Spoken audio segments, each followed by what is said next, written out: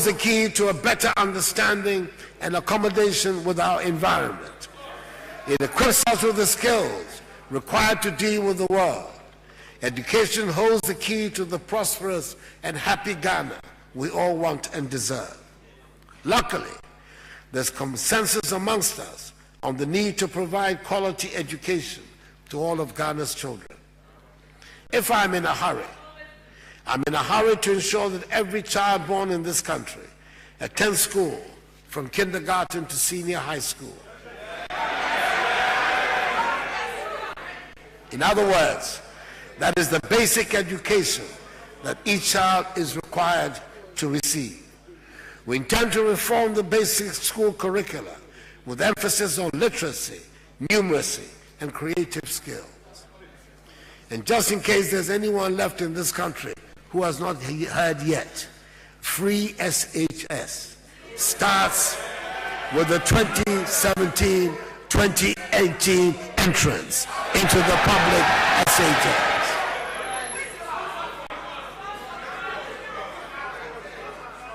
We shall embark upon a vigorous expansion and re-equipping of technical, vocational, and agricultural schools, and line all TVAET under the Ministry of Education to ensure standardization. The teaching of mathematics and science will take pride of place in all schools as we aim to make understanding of the scientific basis of life a central plank in our schools. We will thus make the use of ICT a central feature of our national life. Mr. Speaker, my government shall place teachers at the center of quality education and encourage professionalism amongst them. There will have to be some legislative reforms to ease some of the bottlenecks at the district level of supervision. By the way, teacher trainee allowances will be restored. When the Minister of Finance comes to read the budget, we keep our promises, just as we will ensure that our sports development is hinged on the revival of school sports. Mr. Speaker, there has been far too much tension in the education sector. It is in everyone's interest that the school experience is a happy one for children, teachers, and parents alike. The happy and skilled population that will drive the path to development starts at school. We aim to provide the key to prosperity in our schools. Mr. Speaker, we have to be healthy if we are to make a success of the plans and aspirations we have.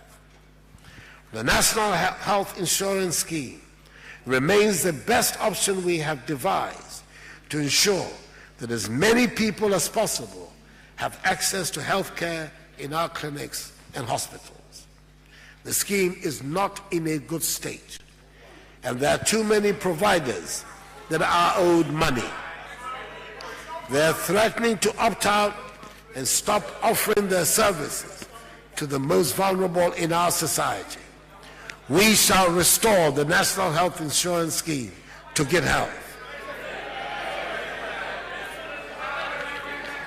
And yes, the Minister for Finance will restore the allowances to trainee nurses in the budget. Order. Mr. Speaker, government will work with Parliament to pass the Affirmative Action Bill to increase women's involvement in decision-making at all levels and enable us achieve our current objective of 30% participation of women in public appointments. Mr. Speaker, the time has come to enforce the Disability Act and ensure its compliance, which will begin with access to public buildings for the physically challenged.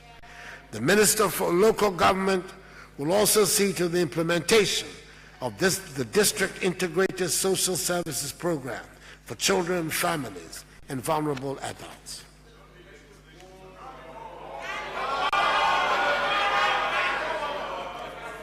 Mr. Speaker, our people can only prosper and flourish in an atmosphere of peace and security.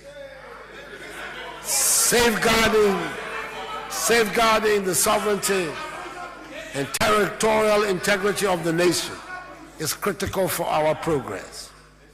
We will improve the state of combat readiness of our armed forces by improving the logistical infrastructure and improve the welfare of servicemen and women and also of veterans.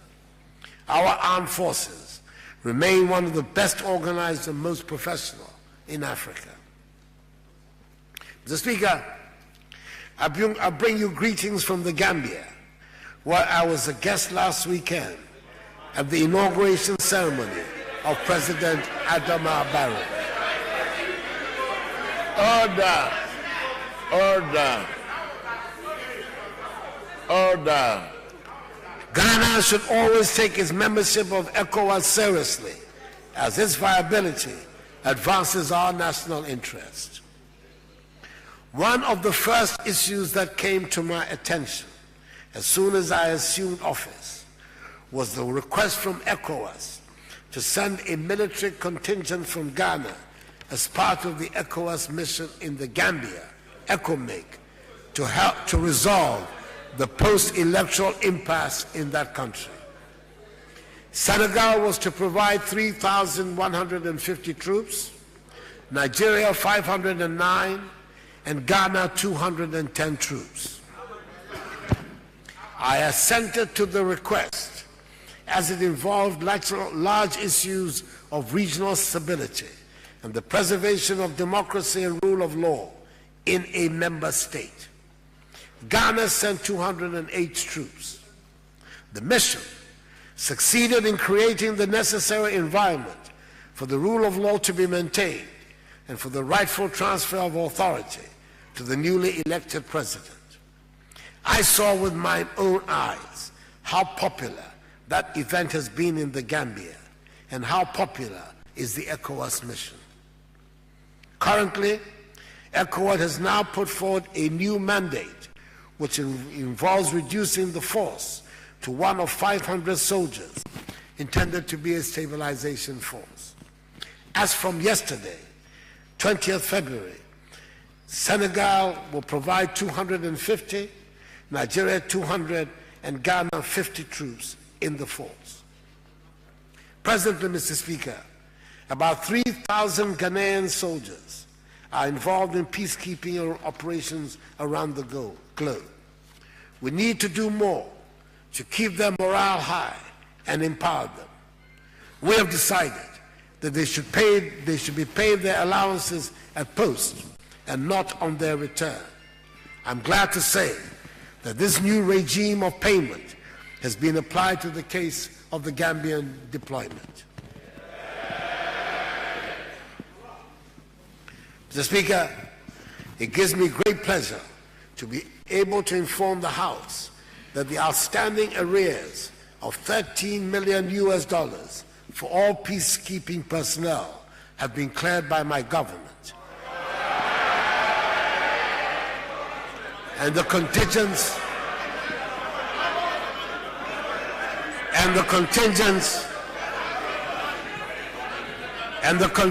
in the Gambia have been paid all their allowances in full.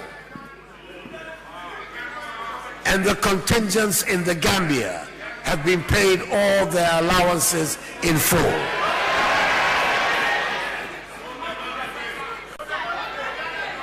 I have asked the Minister for Defense to come shortly before Parliament and make a statement on the Gambian deployment. There are serious difficulties facing our armed forces that are not unlike those facing other parts of our public sector. Overcrowded and inappropriate accommodation for personnel, inability to pay food and utility bills, and threats from providers to cut supplies. These are the everyday stories in all departments, and our armed forces face the same problems. It is a regrettable state of affairs that will not continue under my administration. Mr. Speaker, the police are the first line of security and protection for citizens. We must have an efficient police service that has the confidence and support of the people.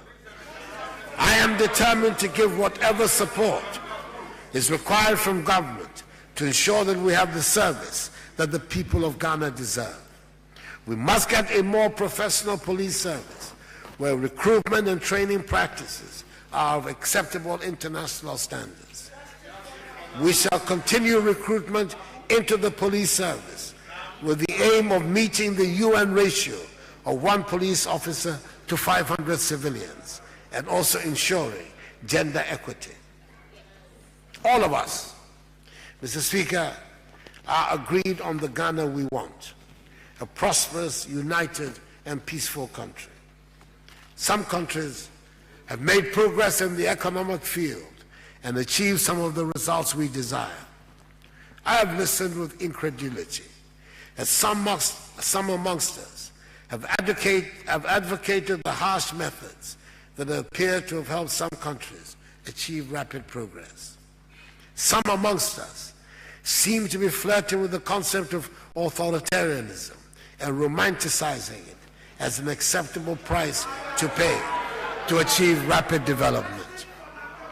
Mr. Speaker, I have an unshakable and undying belief in freedom and the democratic process and in their capacity to inspire rapid development. Development and freedom should remain our moral anchor. That is the Ghanaian way, and that is the Akufo Addo way.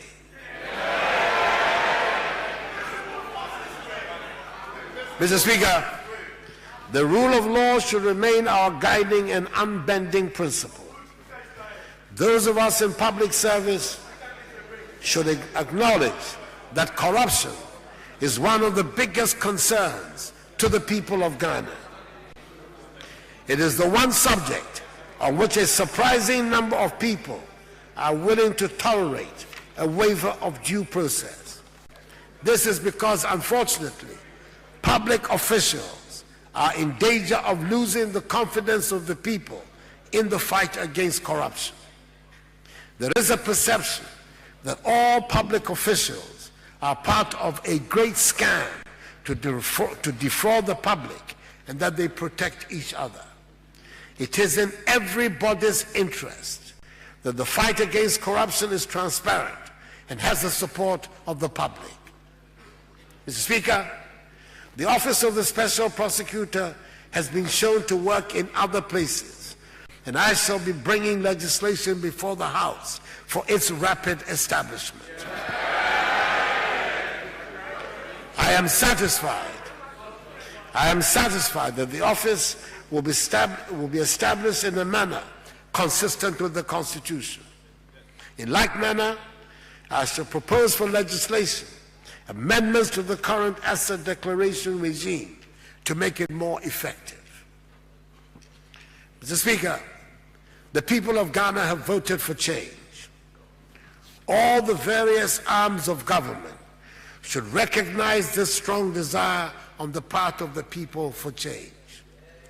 We continue along the path of business as usual at our own risk.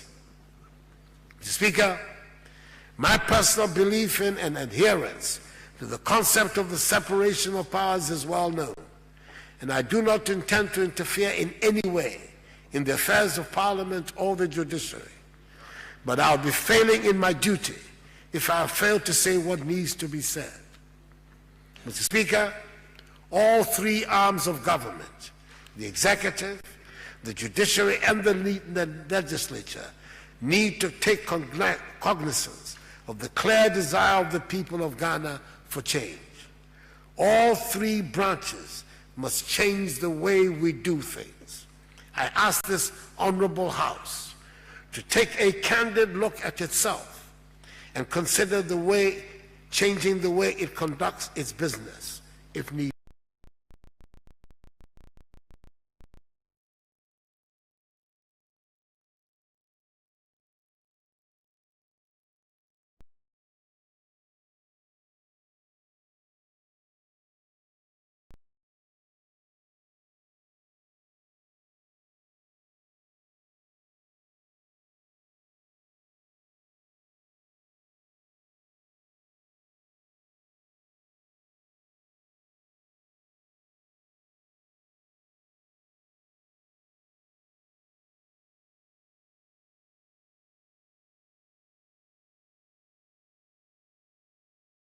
Let us all show that we acknowledge the change has indeed come by being punctual to functions. And I intend to set a personal example. The other area of our lives which we can and should start making a change is the care of the environment. We are in danger of destroying our blessed country. Ours is a beautiful country. If we claim to love our country, we must take care of the lands, the trees, the water bodies, and the animals. They are all part of what makes Ghana. The change we have voted for demands that we adopt better and sustainable sanitation habits and learn to protect and preserve our environment. Mr. Speaker, there's one subject on my mind that I wish to put before the House for consideration. I believe in this 60th year of our nation that the time is ripe for us to establish consensus on some national issues. It is important for us to have a conversation on how we name things that are of national importance to us all. I speak of the seat of the presidency and Founders' Day. In my view, it is not right that 60 years after independence, these matters are still at large. It does not inure to the dignity of the Ghanaian Republic that such matters have become subject to political football. I believe we have to settle these matters once and for all, and in due course, I propose we have a national conversation and dialogue to this effect, which hopefully will end in legislation that will reflect the national consensus. Mr. Speaker, in a few days' time, we shall mark the 60th anniversary of the independence of our nation. Ebenezer, thus far has the Lord brought us. Mr. Speaker, we all know where we want Ghana to be, and we are aware that we are not where we want to be or ought to be. We also know of the big dreams of our forefathers to build a self-reliant and self-sustaining nation that will take pride of place amongst the community of nations. This anniversary provides us with the opportunity to reflect on our past and plan for the future. This is the Ghana we see, a new Ghana. We will put in place policies that will deliver sustainable growth and cut out corruption. We will set upon the path to build a Ghana that is not dependent on charity, a Ghana that is able to look after its people through intelligent management of the resources with which it has been endowed. This is our path, and this path offers a new Ghana. This Ghana will be defined by integrity, sovereignty, a common ethos, discipline, and shared values. It is one where we aim to be masters of our own destiny, where we mobilize our own resources for the future, breaking the shackles of the Gettysburg colonial economy and the mindset of dependency, bailouts, and extraction. It is an economy where we look past commodities to position ourselves in a global marketplace.